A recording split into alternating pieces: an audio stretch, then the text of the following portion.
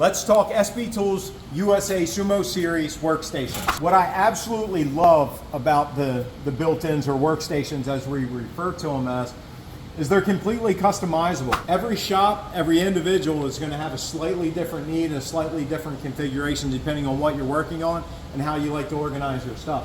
The workstations give us the ability with overhead cabinet storage to really kind of configure these however we want. We have multiple options.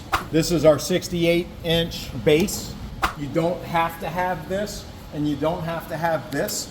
This doubles as a roll cart. These are the things that we use day in and day out. It has its own little home, and it stays in there. These 34s come in several different configurations.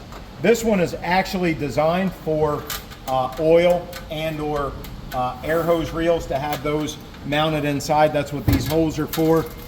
And these brackets here would basically cover this, and it gives you a place for your hose to come through. There's also a large storage drawer down in the bottom. This is an extra large double cabinet, which gives you plenty of storage space.